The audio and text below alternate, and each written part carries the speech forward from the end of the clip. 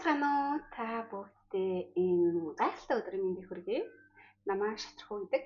Би Европ сертификаттай квантум хилер буюу энергийн биеийг ангаагч, ментор, зохиолч хүн байгаа.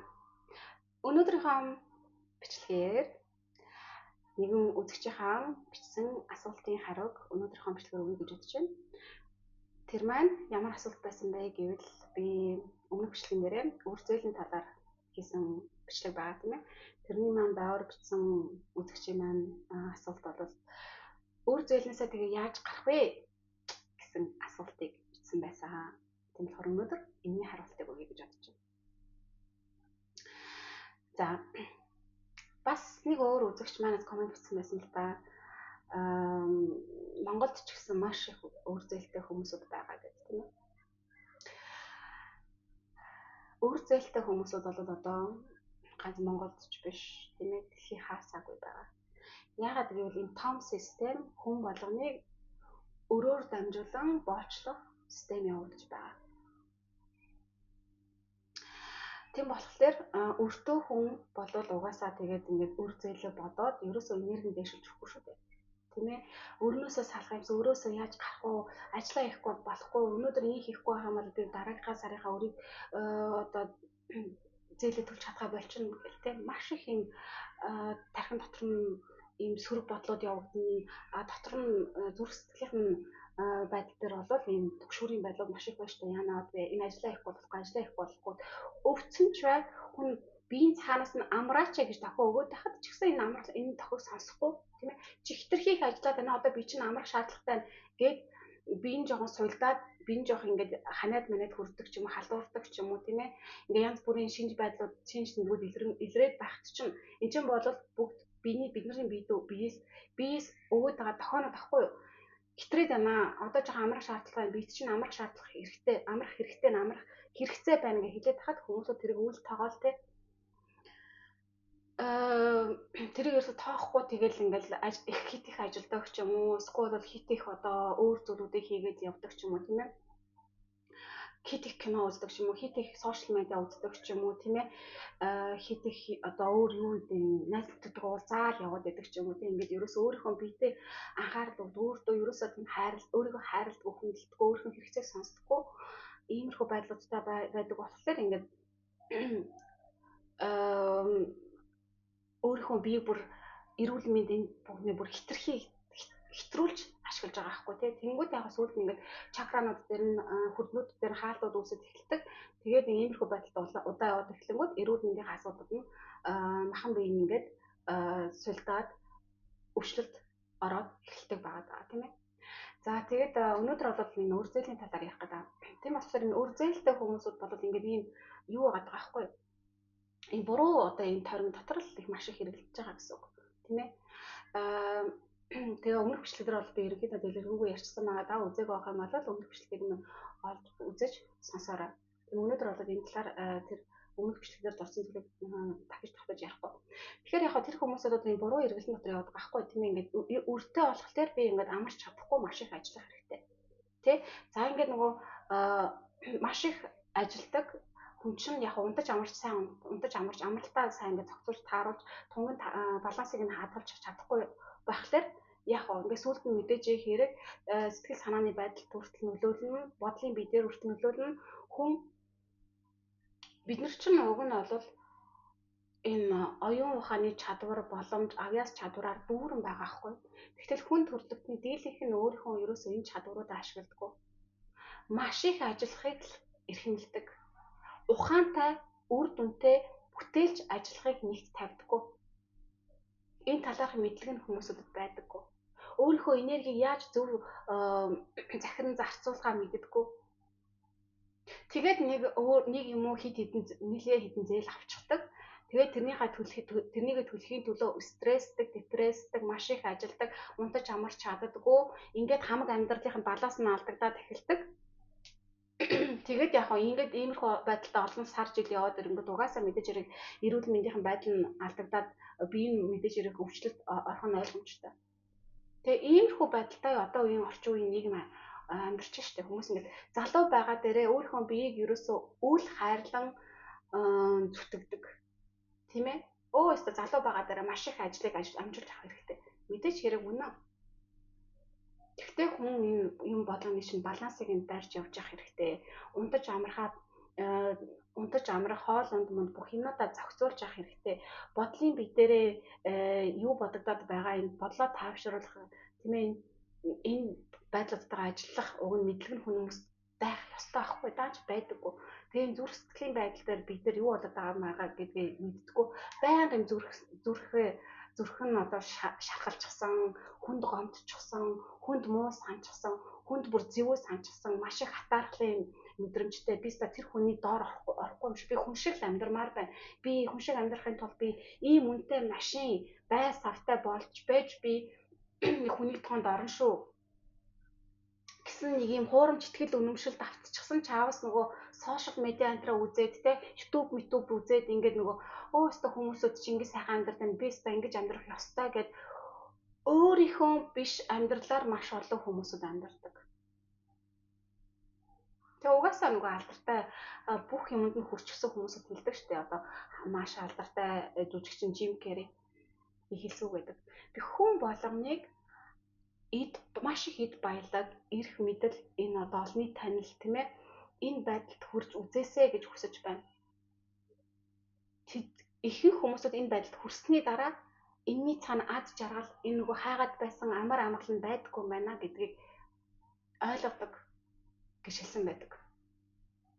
Тэгээ ихэнх хүмүүсүүдтэй ингээд би бас миний эргэн тойрон ингээд байдаг таньдаг хүмүүсүүд маш их бас ингээд санхүүгийн эрх чөлөөнд хүрчихсэн ч юм уу те иймэрхүү хүмүүсүүдтэй ингээд ярилцаад үзэх ч юм уу эсвэл ажиглаад байж хат ингээд маш хөөрхөн төгс төгөлдөр болчихсон хүүхнүүдийг ч юм уу тийм ээ залуучуудыг ингээд нэг л гаднаас нь харахад маш гоё хүүхнүүд, гоё залуучууд, маш гоё машин хэрэгтэй, тий гоё хаус мавсанд амьдраад явж идэг.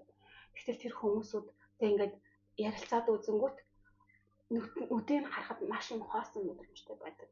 Ямар ч ад жаргал тэдрээс мэдрэгддэггүй. Хүн яах гэж энэ бүхнийг олж авах гэж цэмцээд байгаа юм бэ? Уг нь бол ад жаргалтай болох гэж энэ бүхний хойноос ингээд хамаг цаг, энерги, үн цэнэ худалдан байж энэ бүхний хойноос явж байгаа тий. Тэгтэл тухайн хүмүүс ад жаргалтай биш вэ штэ. Эрүүл сарвал биш вэ штэ. Ямар нэг юмны хараат болцсон байна штэ. Ямар нэг эмний хараат болчихсон байна.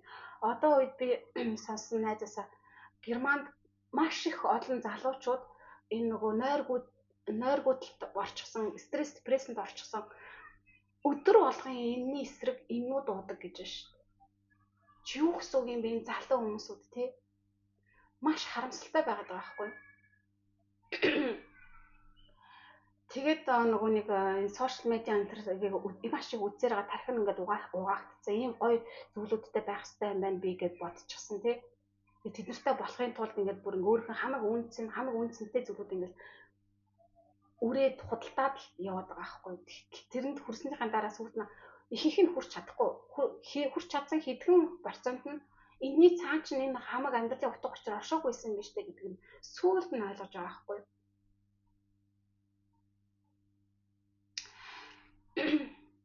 За тэгээд бидний амьдралын зорилго болвол өөрийгөө нэгт хинбэ гэдгээ олж мэдэгч ойлгох байгаад байгаа. Энийг олж мэдсэний дараа окей би чинь үнэхээр агуу хайраас бүтээгдсэн агуу хүчрхэг энерги юм байна шүү дээ. Надад хамаг энэ гол потенциал, авьяас чадвар энэ бүхнийг бүтээдэг, биелүүлдэг энэ агуу хүч надад байдаг юм байна. Би чинь үнэхээр цэвэр хайр юм байна, гэрэл юм байна, ухамсар юм байна. Өндөр энерги ухамсар юм байна гэдэг хүн ойлгосны дараа сүнс юм байна гэдгийг ойлгосны дараа миний сүнс, миний энэ ухамсар, энэ амьдрал төрөхтэй ийм зорилготой ирсэн юм байна. Ийм агуу том зорилготой эмээ гоё зүйлүүдийг хийж бүтээх гэж ирсэн юм байна гэдэг зорилгоо ойлгоод ухамсарласны дараа эннийхээ хойноос явж эннийхээ хойноос хөөцөлдөж энэнд хүрэхийнхаа төлөө өөр дээрээ маш их том ажлуудыг хийж өөрийгөө хөгжүүлж маш олон зүйлүүдийг туулж туршиж бид нар үзэж байж бид нар энэ сүнс маань маш их өндөр хөгжилд хүрдэг. Бид нар бас маш их зүйлүүдийг ойлгож ухаарч хөгждөг байгаа даа.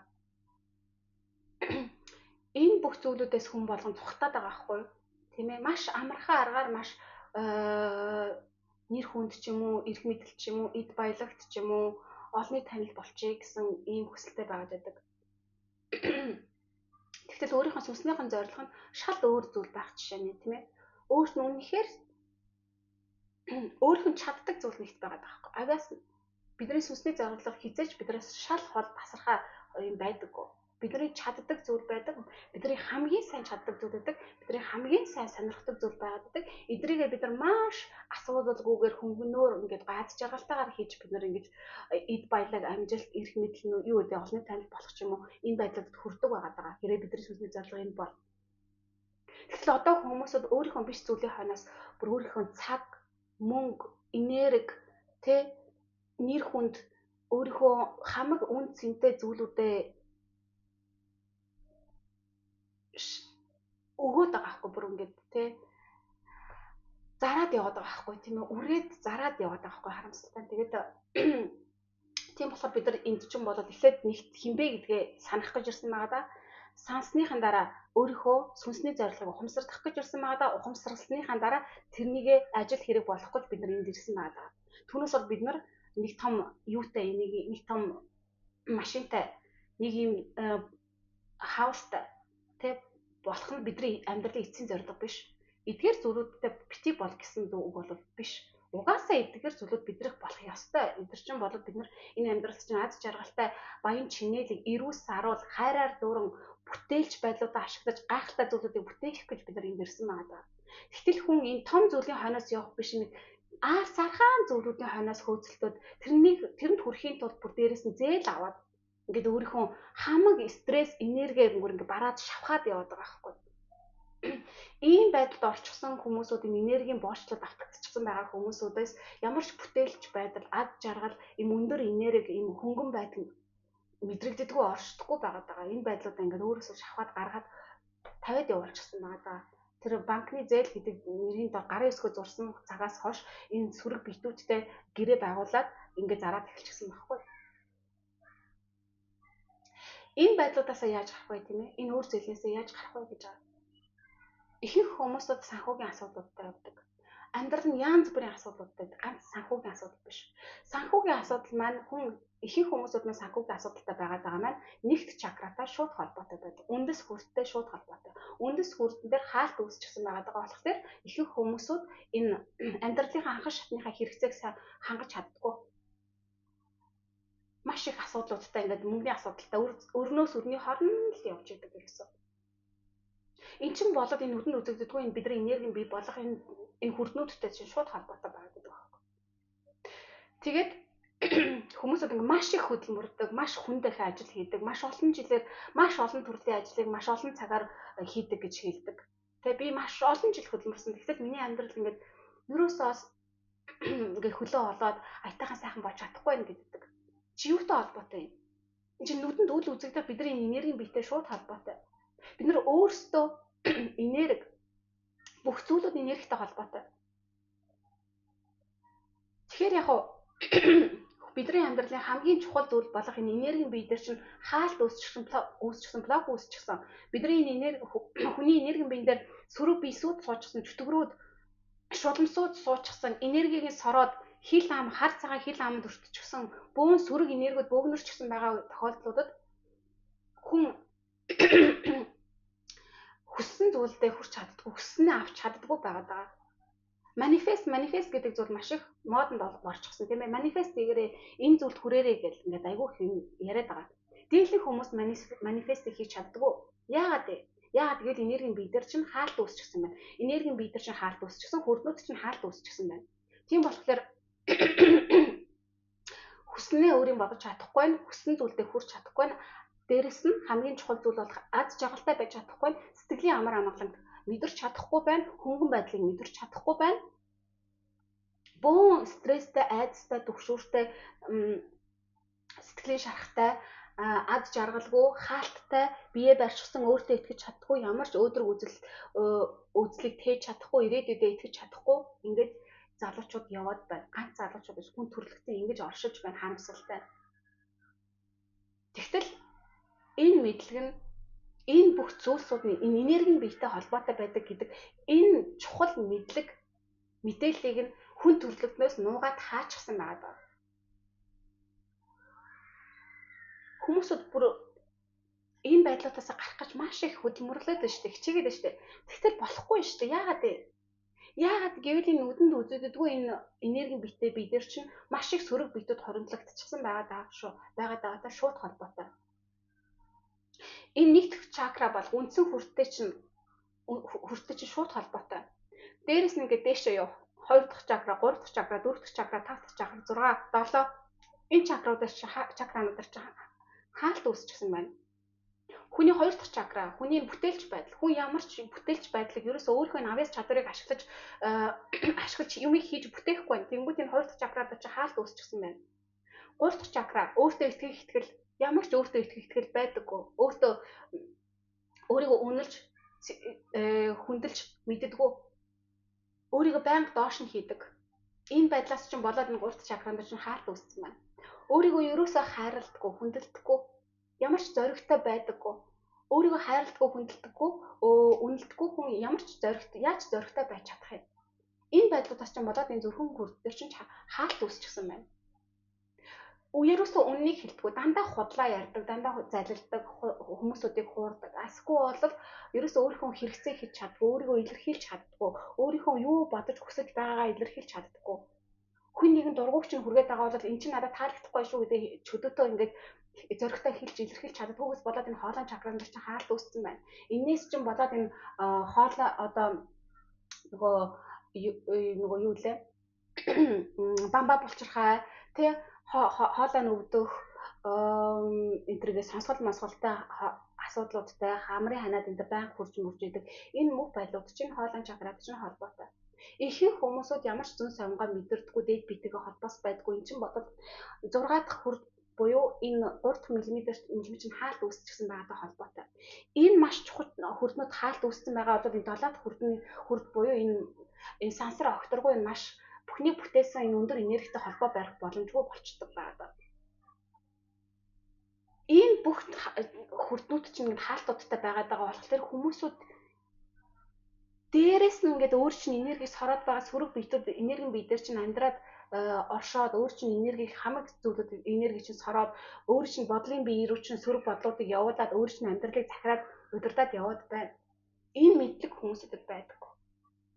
Тэгээ байнга энэ сөрөг бодлууд орж ирдэг. Байнга энэ сөрөг бодлуудаасаа болоод айдсан дунд амьдарч идэг. Энэ төгшүүрийн байдалтай байж идэг. Ийм хүмүүсүүд яг ямар ч өөртөө итгэл байхгүй. Ямар ч зориг байхгүй. Ерөөсөө өөрийгөө ойлгодгүй, өөрийгөө хүндэлдэггүй, өөрийгөө хайрладаггүй, энэ чинийгээрээ бусдыг хайрладаггүй, бусдыг хүндэлдэггүй.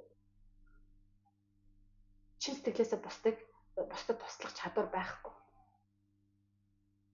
Тэгээд ингээд ийм байгаад байгаа. Юм бүтээлч ажил ингээд өөрийнхөө хоббигоор ингээд гоё зүйлийг хийж бүтээгээд энэнгээр амжилт олох, энэнгээр эд баялагийг дуудах энэ чадварууд нь бүгд үгүй болчихсон.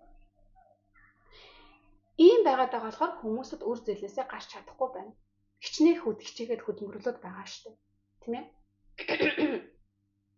Зарим хүмүүсүүд ингээд залхуу байгаад байдаг. Ерөөсөө юм хийх хүсэл байдаггүй, ирч хүч байдаггүй, ингээд үлбисэн юм болчиход байна. Энд чинь юу гэсэн үг вэ? Энергийн биедээр сөрөг биетүүд байгаад байгаа. Бөөн сөрөг биетүүд суучсан ингээд энергийн бүгдээрээ сайхан тийм нүдэнд үзэгдэхгүй энэ тэндээс ингээд хооллоод. Өөрийнх нь биедээр чаавас ингээд зүгээр нэг амьд байгаа оршиж байгаа л нэг хүмүүс одоо энэ зомбинууд яваад шүү дээ ерөөсөө тийм. Дийлэх хүмүүс зүгээр л оршиж байгаа. Тэд нар амьдрахгүй. Амьдралыг яг энэ гоё туулаад ямар гоё юм бэ гэд амьдрал ямар сайхан юм бэ гэд юм хийж бүтээгээд ад жаргал энэний төр баяслаар дүүр явж амьдарч байгаа хүмүүсд маш цөөх. Ихэнх нь зүгээр л оршиж байгаа. Яагаад гэвэл энергийн бие хамаг сөрөг зүйлсүүдэд, чөтгөрүүдэд, хил амуудад, шуламсуудад сөрөг сүнснүүд ингээд хурд мөрнүүд ингээд бүх таалттай байгаа болохоор хүмүүсд зүгээр л энэ зомби байдалтай амьдарч байдаг. Оршиж байдаг ерөөс. Одоо энэ байдлуудаас гарах цаг болчиход байгаа. Сүнсний сэрэл, ухамсарын сэрэлт явагдаад байна. Энэ мэдлэгийг хүмүүс олж аваад энэ сөрөг зүйлсүүдээс салж байж энэ хүрднүүдийнхээ хаалтуудыг гаргаж байж л хүн урагшаа хүзэж эхэлнэ, хүн амжилтыг дуудаж эхэлнэ, хүн эд баялагийг дуудаж эхэлнэ, хүн илүү зоригтой болж эхэлнэ, хүн илүү өөртөө итгэж эхэлнэ, хүн илүү их урам зоригтой болж эхэлнэ, хүн илүү их эрч хүчтэй болж эхэлнэ. Тэнгүүт яах вэ? 3 дахь мэлмийн интернет гэдэг эхлэнгүү дээд биетэйгээ холбоосон сайжран зүс совин сайжраад эхэлнэ. Тэнгүү дээд биеийн амьдралыг ингээд удирдаад зөв замаар хөтлөөд аваад явна. Ингээд ирэнгүүт яхан хүмүүсүүд зөв цагт зөв газарууд нь зөв шийдвэрүүдийг гаргаж эхлэн зөв ажлуудыг эхэлдэг, зөв хүмүүсүүдтэй учирч эхэлдэг, зөв үйл явдлуудыг өөрийнхөө амьдралд дуудаж эхэлдэг байдаг. Тэрнээс нааш ийм том хаалтууд энэ олон түвшинд байгаа тохиолдлуудад хүн өрнөөс өрний хооронд амьдрна. Энэ үнэнтэй одоо хүмүүс хүн төрөлхтөн нүүр тулгарч энэ мэдлэгийг олж авах хэрэгтэй байна. Тэгтэл харамсалтай нь энэ мэдлэгийг хаач тэр шашнын заагаад өчөхгүй байна. Бөөл амнар нь энэ талаарх мэдлэгийг хэлээд өчөхгүй байна. Тэ улс төр их сургууль мургуулаас энэ мэдлэгийг хагаад авах ерөөсөө шаардлага байхгүй. Тэнд ерөөсөө үнэн байхгүй. Тийм болохоор өнөөдөр та бүгд энэ мэдлэгийг өхийг хүслээ. Яа гэвэл энэ мэдлэг бол бас маш чухал. Үр зээлтэй, маш хэцүү амьдралтай хүмүүсүүд маш ихээр байгаа гэдгийг мэдэж байгаа. Тэгээ тийм болохоор энэ байдлаас салах цаг нь болчихсон. Өөртөө туслахыг хүсэж байгаа хүмүүсүүд над руу бичээд сессионд ороод энэ бүх зүрх зүйлүүдээс салах арга хэмжээг аваарай. Тэгж байж та нар энэ асуудлуудаас салж эхэлнэ. Мэдээж хэрэг хичээл зүтгэл мэдээж хэрэг маш чухал.